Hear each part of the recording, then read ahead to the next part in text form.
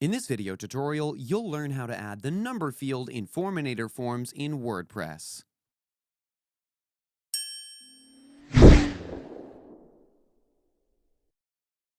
To get started, first you need to install and activate this Forminator Forms plugin.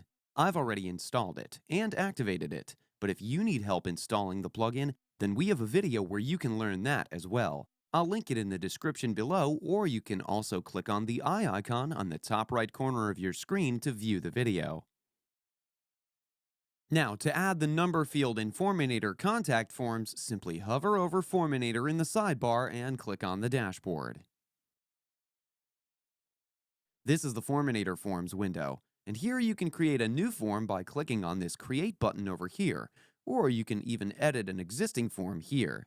In my case, I'm simply editing an existing form. This is the Form Builder area. Now, to add a number field here, simply click on Insert Fields.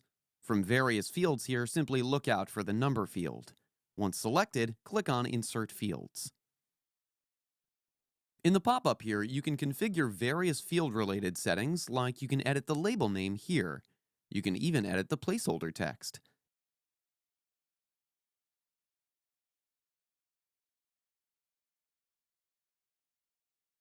Under the Settings tab, you can make this field required or optional from here.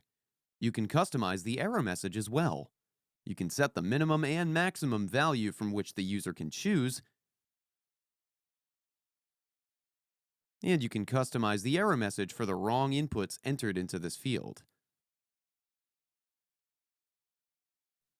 You can choose the format from here. You can also pre-populate the field from here.